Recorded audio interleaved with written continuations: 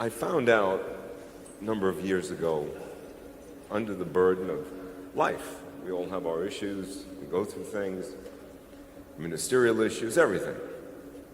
And the burden, I remember reading about Moses that he was saying this burden is too hard.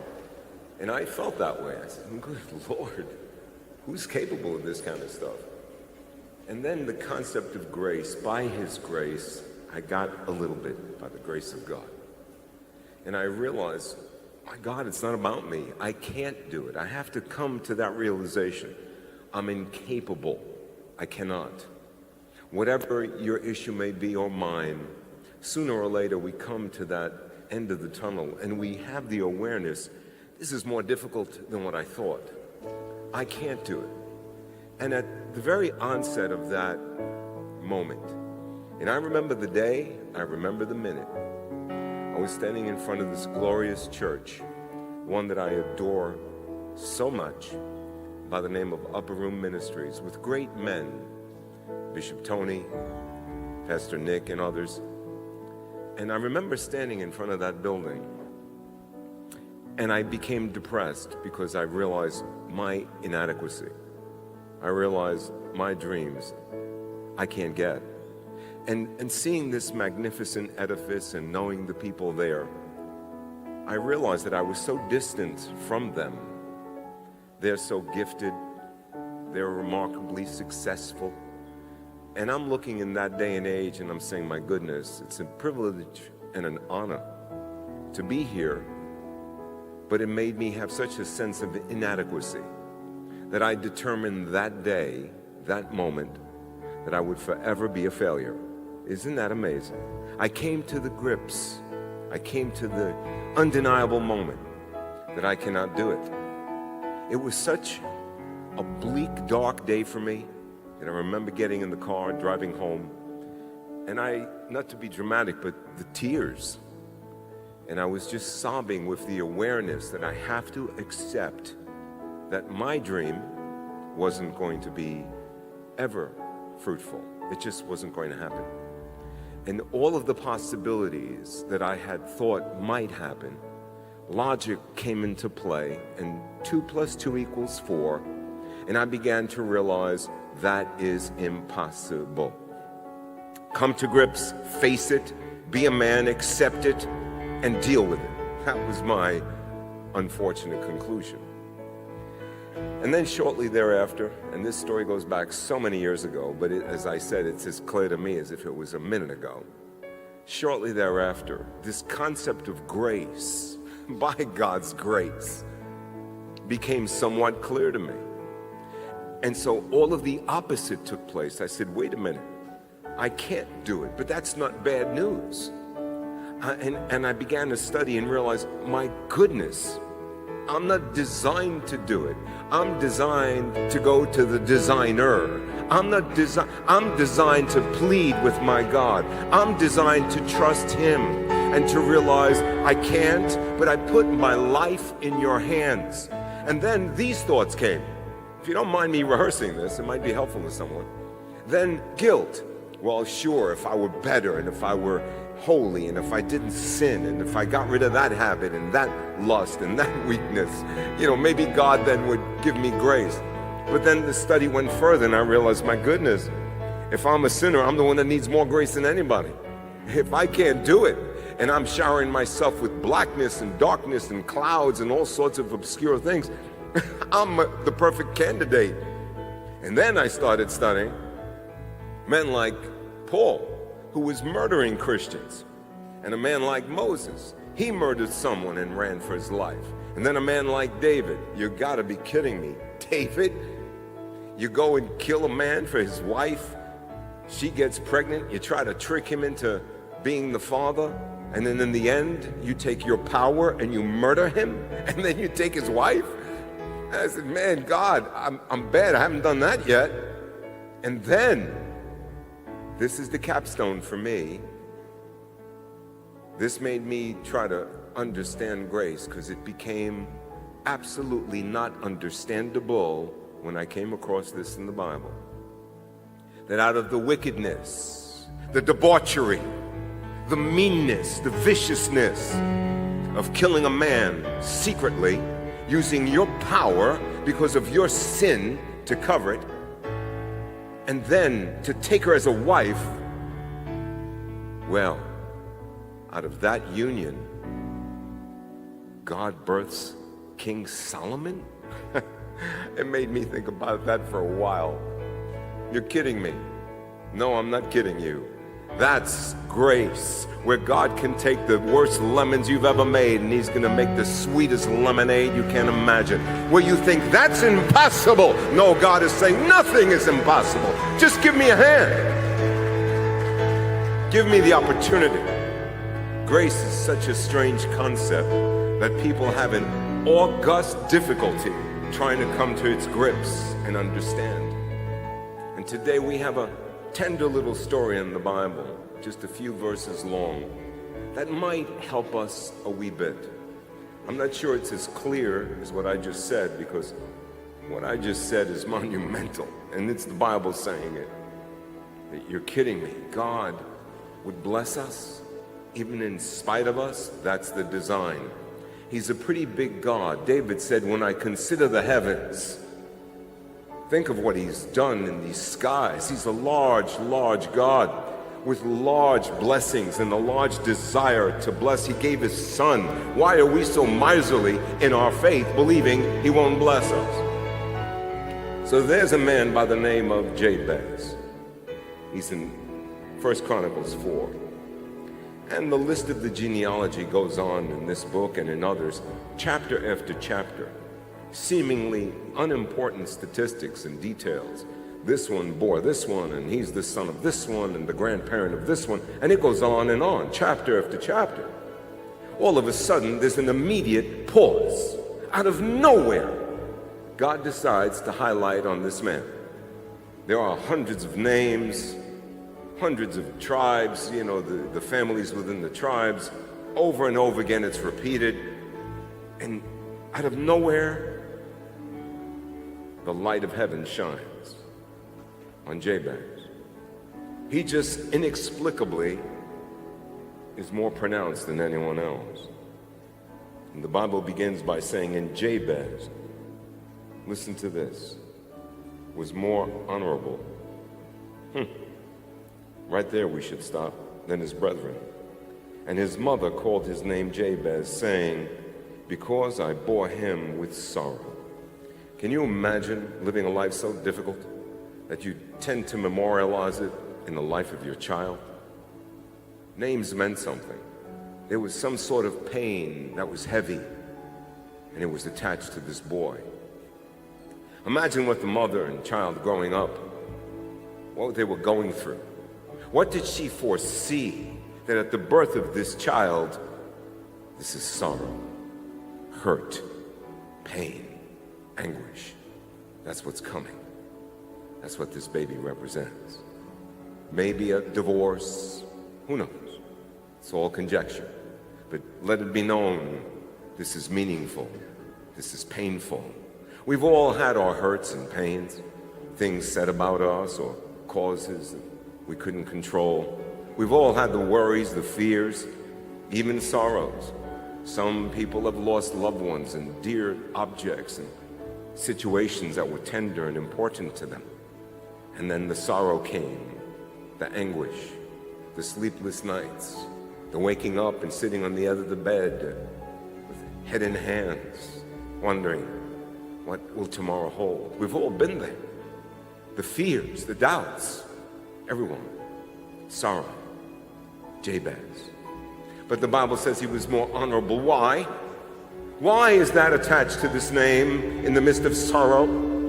Because in spite of everything he was going through, as we read these few tender short verses, you find a truth, a bedrock truth, a theology that's unmovable, that if only Christians would know what's behind this tender little story, if only they would acquaint themselves with Jabez's God, things would be different in this planet. He was honorable. Even born in sorrow. And Jabez, that little word there, that connecting, and Jabez called on the God of Israel. There you go. That's why he was more honorable. Because instead of complaining and feeling sorry for himself, instead of wallowing in that anguish, perhaps justifiably so, he saw somehow through those dark clouds a glimmer of hope. Wait, it doesn't matter what I've been. Maybe sorrow, fine, failure, attach whatever you want. But I can call on the God of Israel. And I'm not going to call on anything here or there. I'm going to call on the God of Israel. I'm going to call on the Jesus Messiah God. I have one place to go, but it's good enough. And it'll breach whatever's been planted in your past. This is a message to those of us that have made mistakes. And perhaps people have made mistakes with us, like a Mephibosheth. We've been dropped. This is a message for those of us that have a background with some sorrow in it. Regrets, pains. I wish I could have changed that. Why did I say such and such? Why am I here? Even if it's not my fault, or if it is. Perhaps I have a weakness, a lust, a sin I can't shake. That background, that past becomes my present. How do I break with this? How do I break with sorrow? How do I get rid of the Jabez that's in me? I just don't want Jabez in front of me. Let Jabez die in the past, but not in the front. Well, the story breaks. Immediately it changes. Jabez, I know what I'm going to do. I can't fix what I've been named. I can't change that.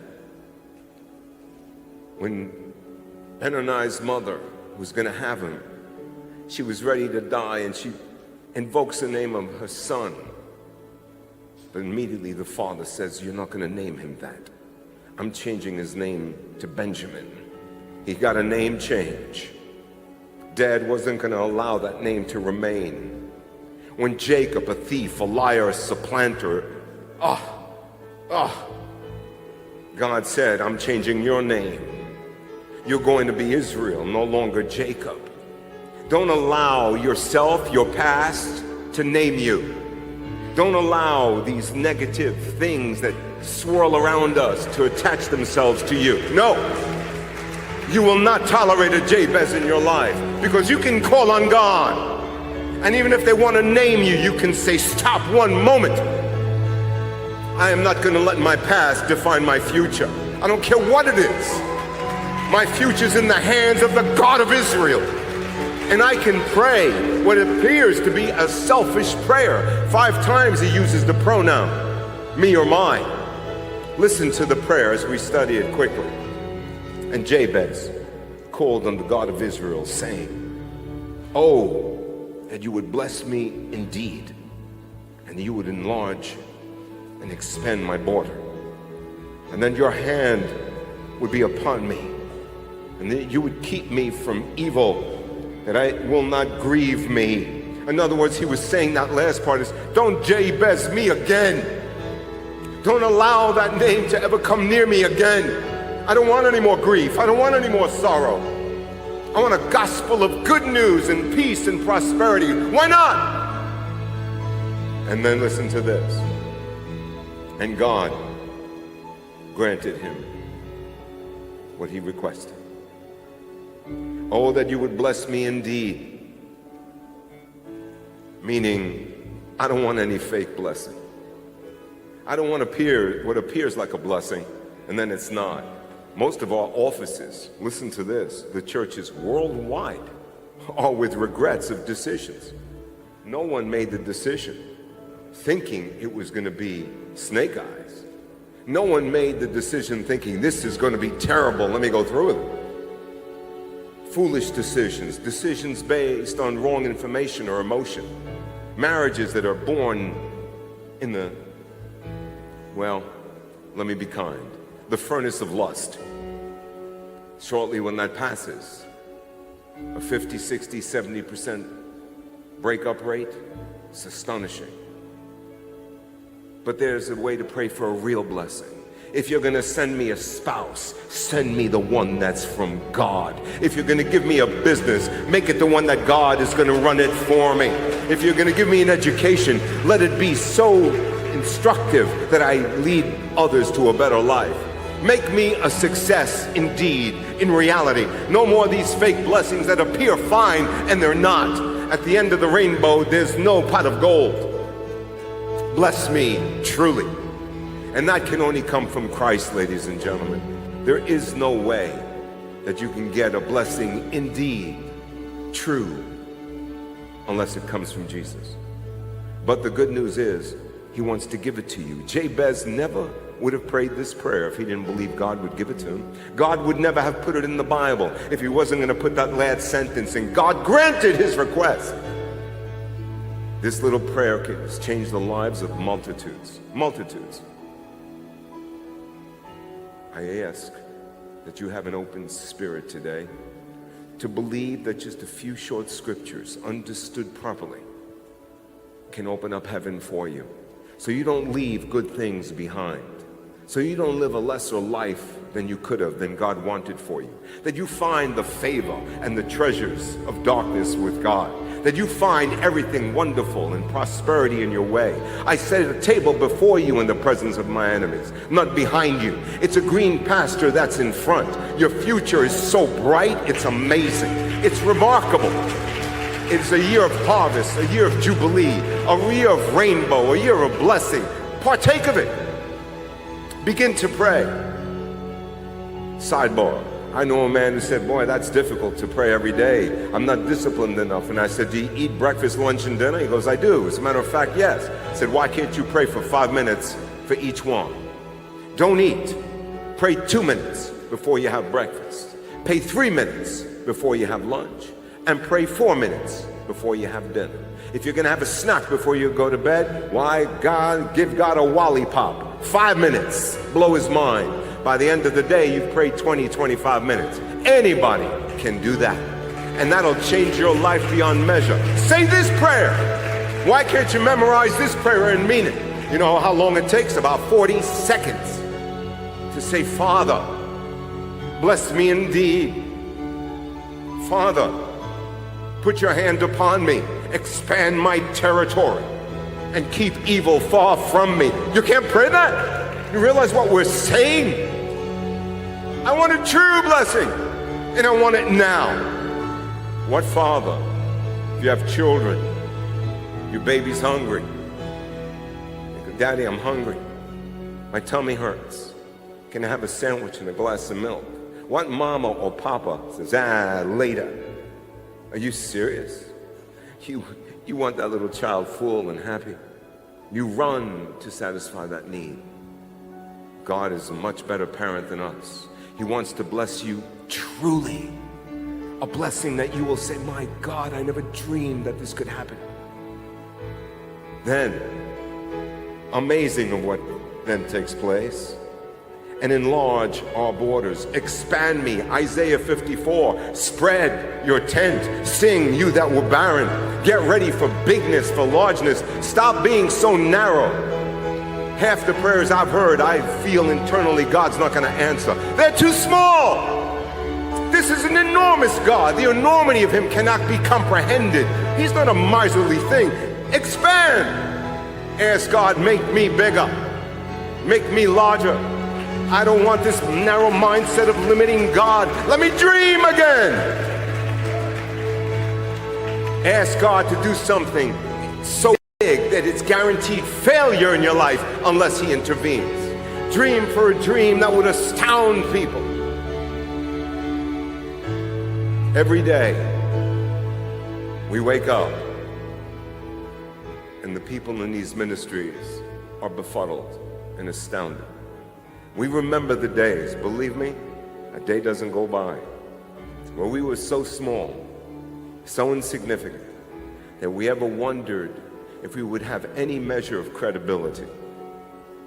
Is there any way that we could grow, at least so when we speak to people, there's a measure of credibility so they would hear the gospel?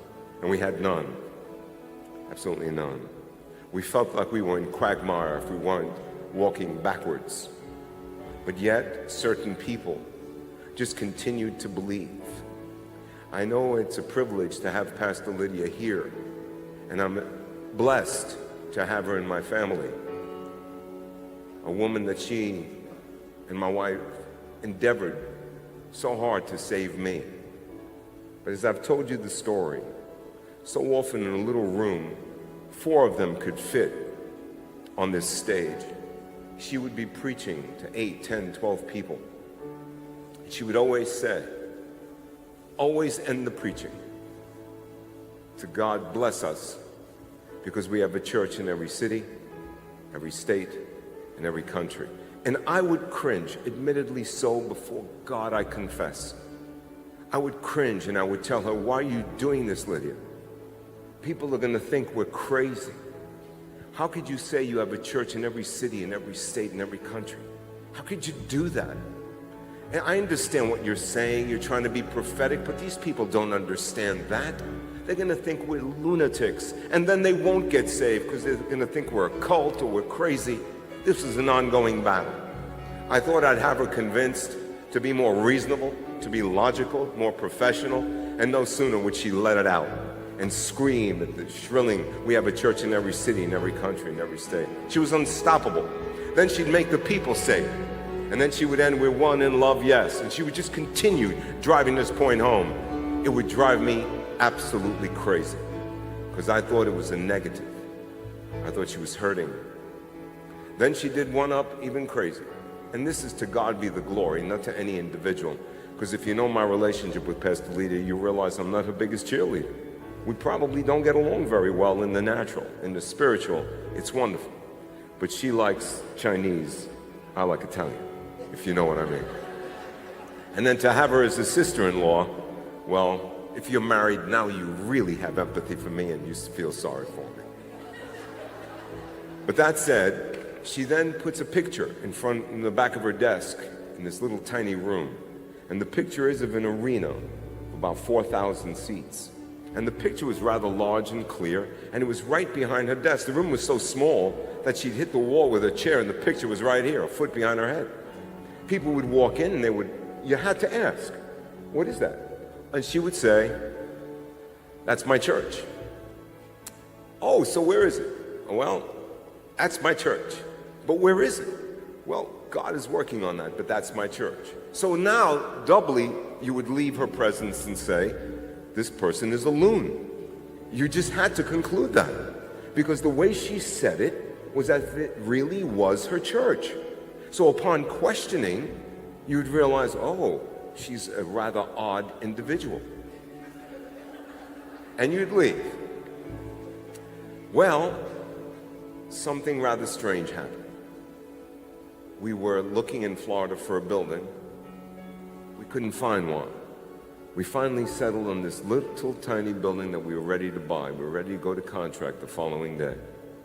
And it fell through, and we were brokenhearted. I remember my wife crying the following morning because it wasn't done in a pleasant way. And so she was so disappointed, she just cried about it and wept. We were hurt, but what can you do? Until several months later, we get a phone call. And we fly Lydia down to Orlando. And she starts screaming when she calls us on the phone. So, you're not going to believe what I'm looking at. I said, what are you looking at? She goes, Ray, remember the picture? I knew what she would mean by that. Everybody knew what the picture meant. I go, yeah? She goes, I'm standing in it. I go, you're standing in that picture. When I asked her, well, how much do they want? You know, sure, I could go to Madison Square Garden also and stand in the middle of it. How much is it? When she told me the price, I said, that's impossible. That's just impossible. She says, well, impossible is standing right here in front of me. We went down there immediately. There, much to my astonishment, an exact replica. Ladies and gentlemen, when I tell you it is that picture, I am telling, well, you can go down to Florida and see it. It's right there in 192. 5,500 seat theater, standing there exactly the way that picture was. And I'm proud to say that Pastor Lydia is the pastor of her picture. Tell me God isn't real. Stop being narrow. Stop thinking small. Jabez did. He had the nerve to go from sorrow to hugeness. He said, make me large. I'm not just settling for you not making me sorrowful. I want to be big. I want to be large. I want to expand. Expand my border, God, because only you can do it. And only God could have done what he did for Pastor Lydia. Only God. And let me tell you, only God. But the story doesn't end there. You're sitting in this theater that was purchased. We broke our hearts as well. But then people began to pray. If I tell you how we got this building, somebody decided to take about 100 little children, babies, no taller than this, some of them barely walking, and they smeared their hands full of anointing oil. Now, you know, kids, they're not careful. There was oil everywhere.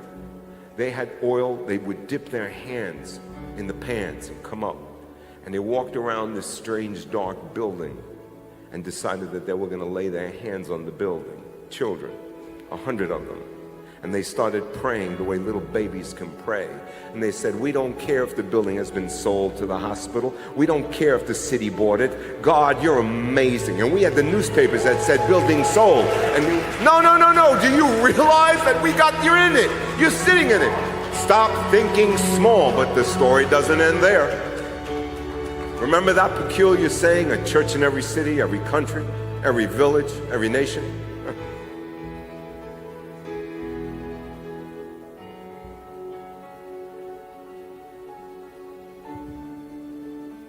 This is where I said every morning we get up.